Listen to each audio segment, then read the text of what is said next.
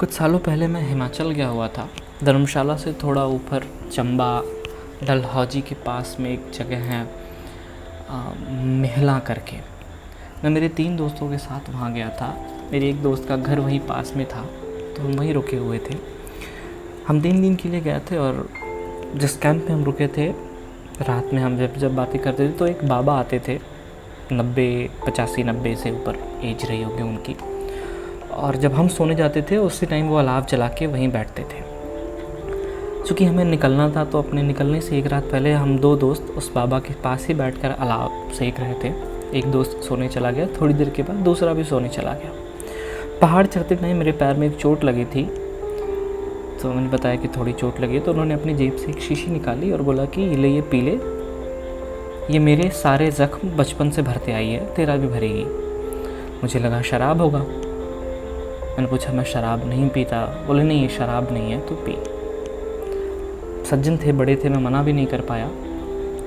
मैंने फिर उसी शीशी की उस ढक्कन में आधी ढक्कन ली और टेस्ट किया। वो शराब नहीं थी, कड़वाहट थोड़ी ज़रूर थी पर शराब नहीं थी। मैं बोला ठीक है, हो जाएगा। फिर उनसे बातें होने लगी तो बताई कि बोला ये आप कब से पी रहे हो, या कैसे, यहाँ तो मिलती नहीं होगी। बोले नहीं, इसे मैं बनाता हूँ, पहले हम सब बनाते थे। मैं बोला हम सब? बोले हाँ, जब हम छोटे थे तो इसे हम सारे दोस्त मिलके एक साथ बनाते थे। मैं बोला वो अब कहाँ हैं आपके दोस्त? बोले वो अब नहीं रहे हैं। मैं बोला कोई? बोले कोई नहीं रहा।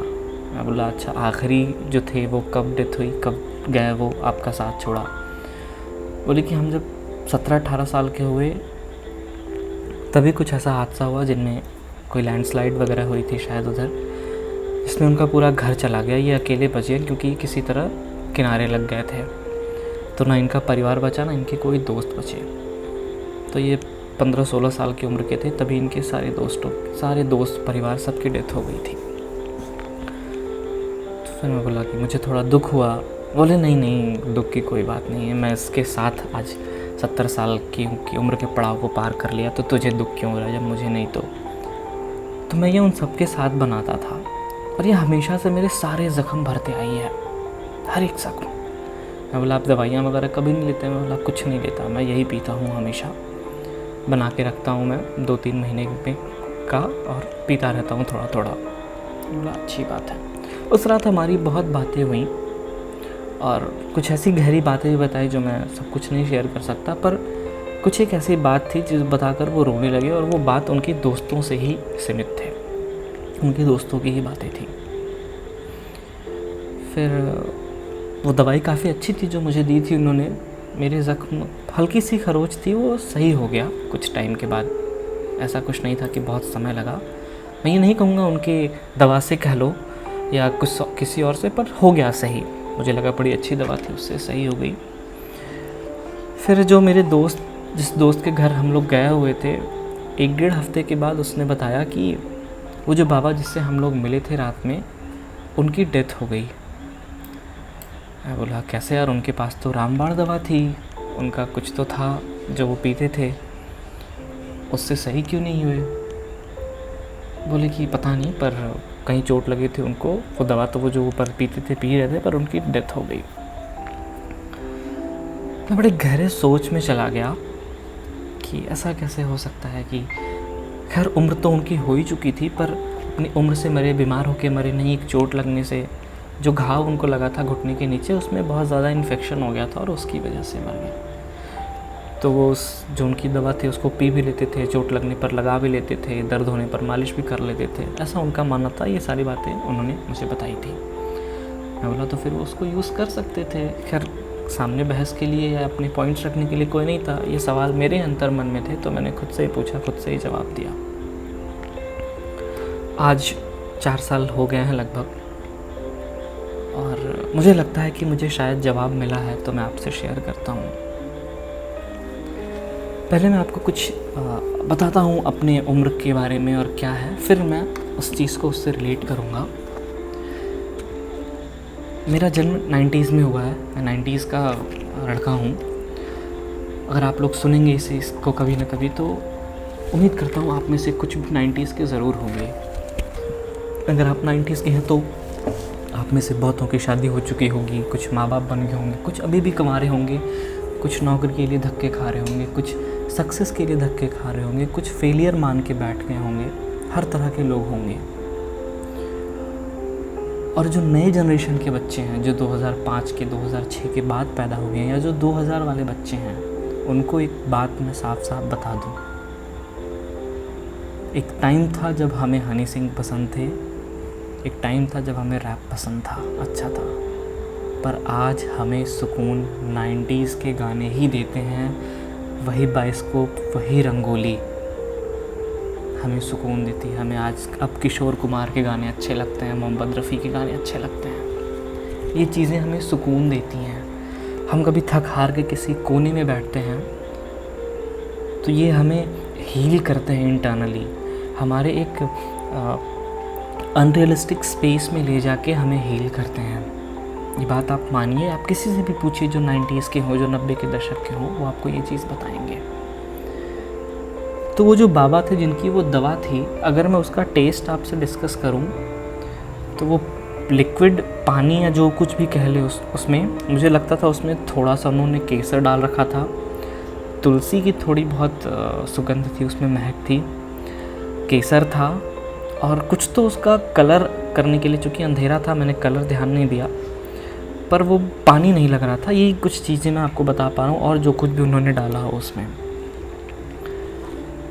तो जब आज हम 90 के दशक के हो के हमें अपने समय के गाने, अपने समय के लोग, अपने समय की बातें, अपने समय के सीरियल्स हील करते हैं। हमारे समय में क्या था उस टाइम में? आप बीती, शक्तिमान, रंगोली, बाइस्कोप, पुष्पहार, चंद्रकांता।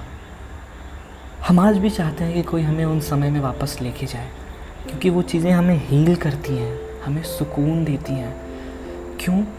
क्योंकि रंगोली, अगर बात रंगोली की आती है तो मुझे रंगोली की उस टीवी के सामने बैठा हुआ बेड पर बगल मेरा भाई, मेरा दोस्त दिखाई पड़ता है। बाइस्कोप रात को 11 बजे आता था, हम एक साथ परिवार, एकत्रित परिवार देखते हैं उसमें।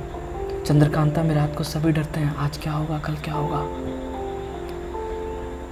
वो एक्चुअली में कोई दवाई नहीं थी, वो जो साथ था ना, हमें उसके पास लेके जाता है, उस एकजुटता के पास लेके जाता है, उस संगठन के पास लेके जाता है, तो वो हमें कुछ पलों के लिए सुकून देता है।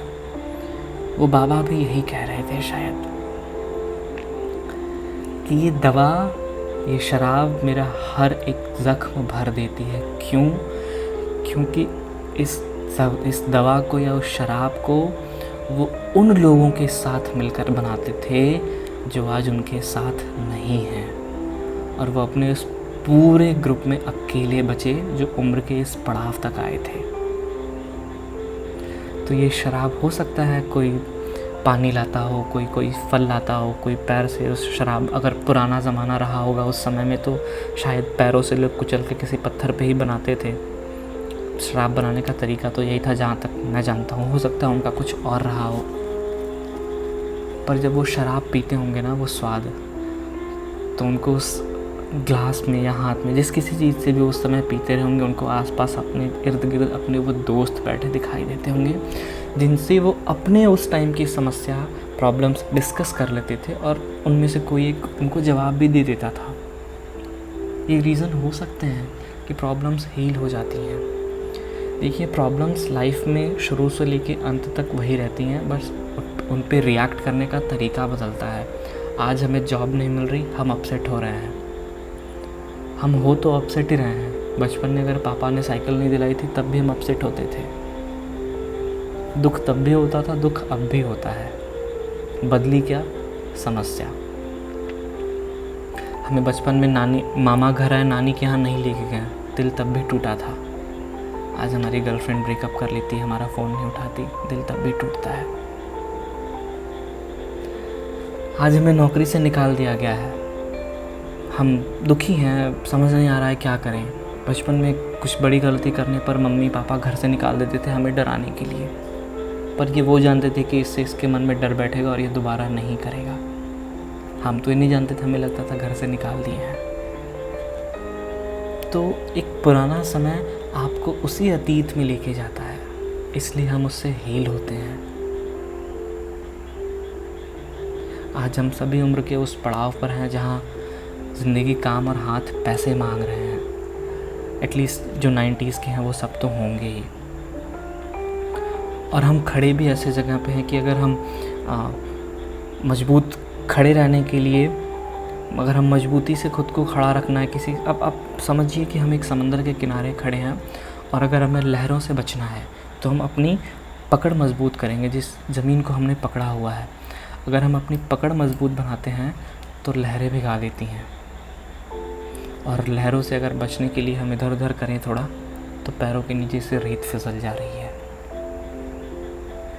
तो ऐसे माहौल में अगर हमारा अतीत का एक पल हमें हील करता है, हमारा रियल ऑप्टिमिस्टिक इल्यूजन कह लो, ऑप्टिमिज़म कह लो, अगर हमें थोड़े पल के लिए उसके करीब जाने से हमें खुशी मिलती है, हमें सुकून मिलता है, तो जाने दें, खुद को वहाँ जाने दें। आप खुद को ओल्ड स्कूल मत कहें, प्रिमिटिव मत कहें। आपकी समस्या है, आपको वहाँ जाने से कोई नहीं रोक सकता, आप जाइए। वो बाबा अपने उस अतीत को 17 साल की उम्र से 90 साल की उम्र तक लेके आए। उनका आज भी भरोसा था कि वो शराब उनके सारे ज़ख्म आज तक भरती आई है। वो खुद बोलते थे, हम किसी से पूछ नहीं पाए आसपास कि वो सच में ऐसा करते थे या नहीं, पर मेरे दोस्त ने बताया कि हाँ, वो कोई दवा नहीं लेते थे, कभी नहीं खाते थे, हमेशा से वही जो शीशी होती थी वही पीते थे और वो ठीक भी हो जाते थे। तो उनका वो एक बिलीफ 17 साल से लेकर 90 साल तक उनके सारे ज़ख्म भरता गया। आजकल के समय में अगर हम ऐसा विश्वास रखेंगे तो लोग हमें बेवकूफ़ कहेंगे। तो आप मत कहिए ना किसी से, आप खुद अपने आप को उसी बाइस्कोप, रंगोली, चंद्रकांता, आप बीती, शक्तिमान में लेके जाइए और आप हील होकर आइए, फिर अपने रियल लाइफ का स्ट्रगल शुरू करिए। अच्छा लगेगा आपको।